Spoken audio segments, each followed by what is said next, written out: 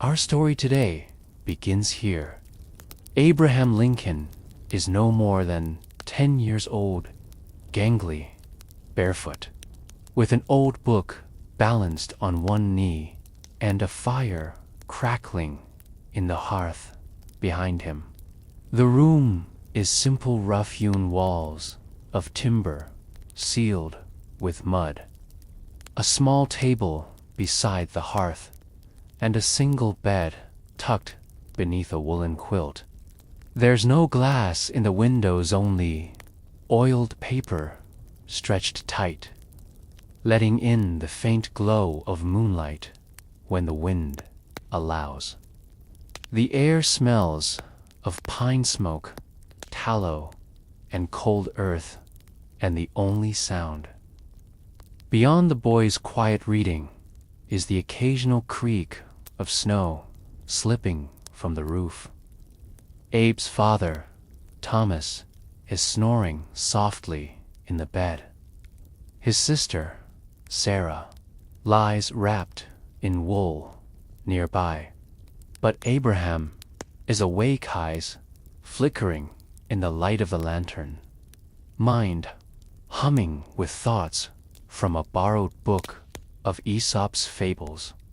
He doesn't own this book, belongs to a neighbor, and tomorrow he must walk miles to return it. But tonight, the words are his. As he reads, he occasionally stops to scratch notes with charcoal on a scrap of wood. He has no paper, no ink, but his thoughts must live somewhere.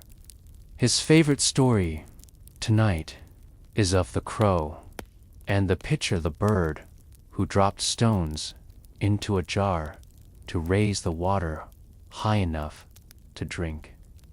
He smiles softly, repeats the tale aloud, and murmurs, "Smart bird." He figured it out himself.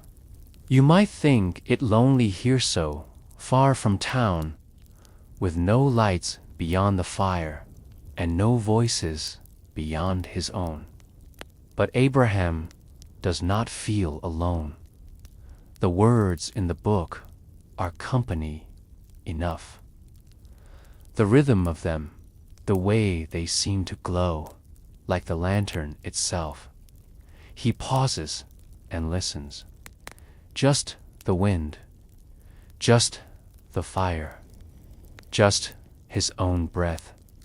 He's thinking now about right and wrong, about cleverness and kindness.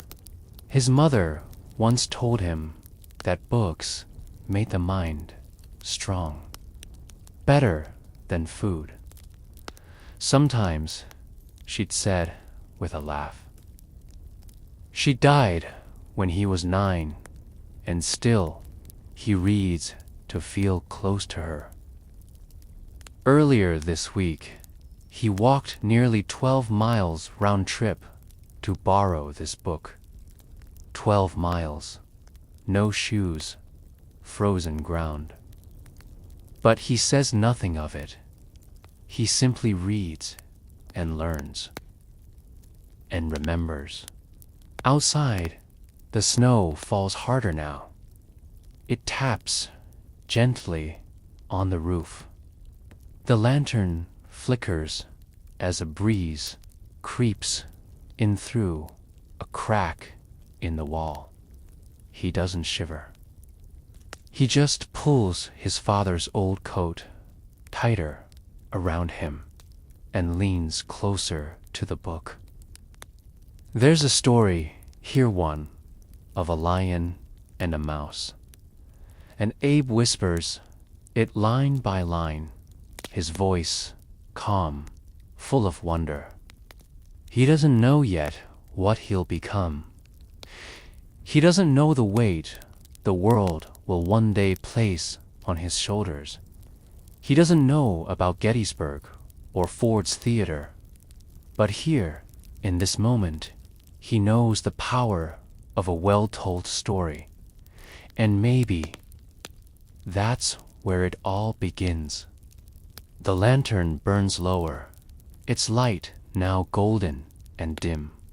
The oil is nearly spent, but Abe doesn't seem to notice. He traces each word in the book with a soot-dark fingertip, mouthing the phrases silently now.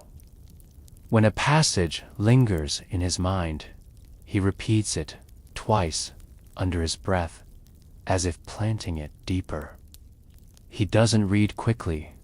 He reads like someone carving the words into memory, one page at a time, one idea at a time. He has no formal schooling. The nearest schoolhouse is too far and too often closed.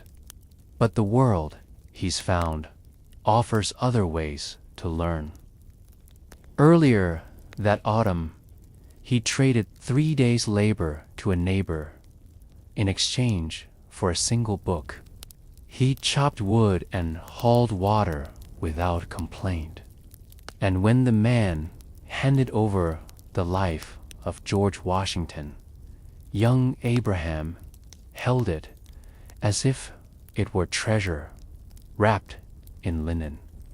That book, too, he read by lamplight. And when it was ruined in a rainstorm after a roof leak soaked through the cabin, he went back and offered to work off the damage. He paid with his back, his hands, his silence. The neighbor never asked. Abe just showed up the next morning and got to work. Now, beside the fire, he's thinking about Washington again. About what it means to lead, to serve, to speak honestly, even when it's hard. Abe's father doesn't care much for books. He thinks work matters more than words. But Abraham sees something different. He believes that knowledge builds muscle, too. Just in quieter ways, the fire pops, a soft crackle of pine resin. Abe looks up from the book, stares at the flame for a long moment, then closes the worn cover. His breath fogs the air. He holds the book to his chest and whispers, "Thank you." Not to anyone in particular, just thank you for the words, for the wisdom, for the chance to know something he didn't know yesterday. He lays the book gently on the table and walks to the small window. Outside, the snow blankets the woods like ash. The trees stand still, shadows cast in moonlight, their branches weighed low. Somewhere in the dark, a barn owl calls. One note, then silence. Abe watches, listens, lets his thoughts drift. He's heard stories of men who use words like weapons, who stir crowds with only their voice. He wonders what that power feels like, not the shouting kind, but the kind that speaks to the better angels of a person's nature. He wants to learn that, not to rule, not to conquer, but maybe to help. He turns back toward the fire. His boots are drying near the hearth. His coat still hangs by the door. He's taller than most boys. Something old. It's like he's been listening to the world more than he's spoken to it. He lifts the book again, flips through the last few pages, and stops at a small illustration, a woodcut of a farmer standing tall beside his plow. The caption reads, "Industrious and noble, with honors sown deep in the land." Abe nods. Not at the farmer, but at the idea. He doesn't yet know he'll one day be called the rail splitter president. That his hands, these same hands, now blackened by lamp soot, will one day sign proclamations that echo through time. That crowds will gather to hear him speak. That history books will press his name into the future. For now, he is just a boy in a log cabin with a book, a fire, and snow. The snow falls quietly, each flake landing with a hush no ear can catch. Abraham lifts the lantern and walks slowly across the room, setting it on the small shelf above the hearth. Its light spreads upward, casting a tall shadow on the log wall behind him. He stands still, just watching it for a moment, the way the flame leans with each draft of air, the way it flickers but never fades. The room is warm now, but outside the wind whistles through the trees like a bow against strings. The cabin groans softly as the cold presses against it. He moves back to the table and picks up a piece of charcoal. On the reverse of a paper wrapping, he begins to write not sentences, but fragments, words, phrases that stuck with him. Liberty, he scribbles, patience, justice. What is right is not always easy. He doesn't know yet that these scraps will teach him rhythm, balance, the music of language. He only knows they feel good under his hand, that they make something silent in him speak. Abe's family doesn't have much. The cabin holds little more than a few chairs, a chest, some tools.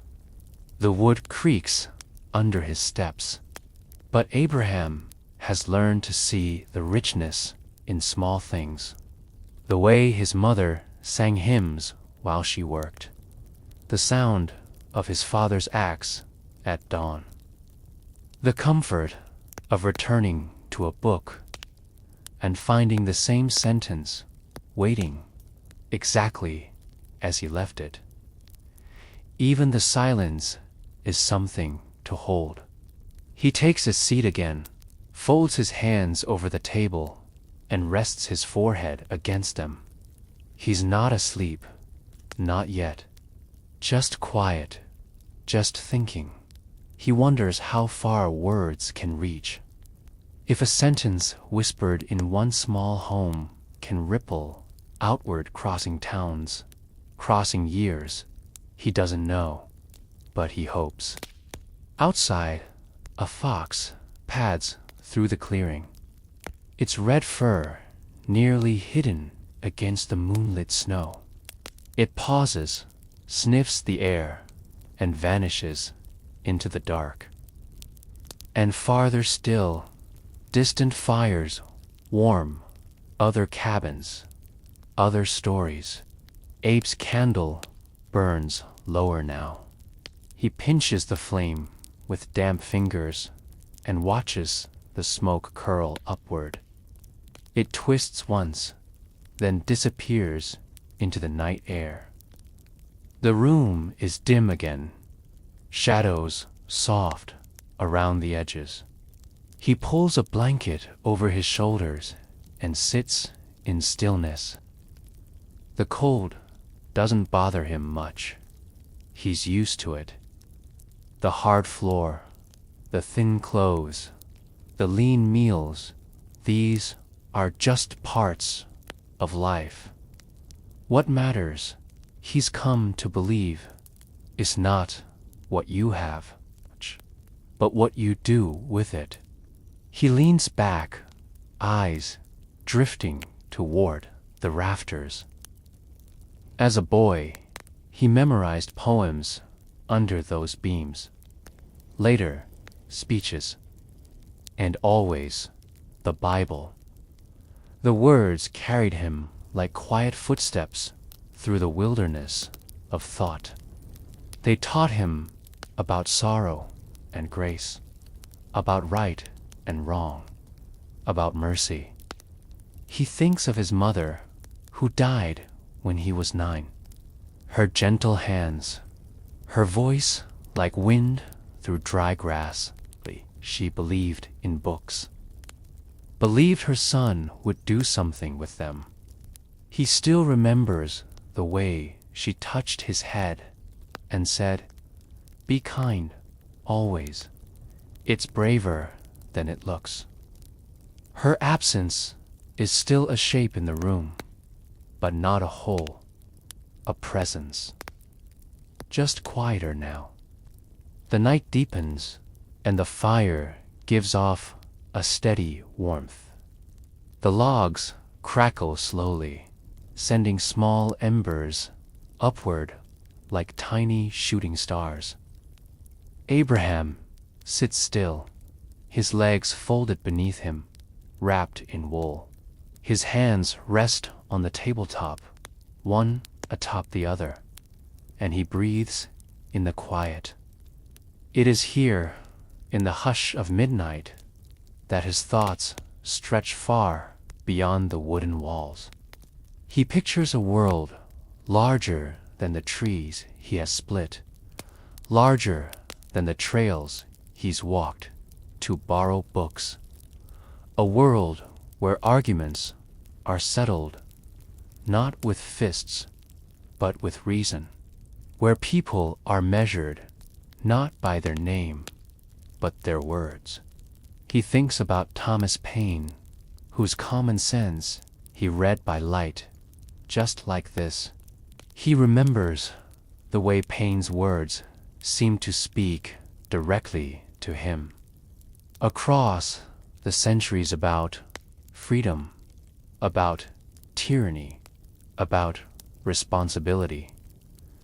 Paine wasn't rich, wasn't from royalty, and yet he changed minds.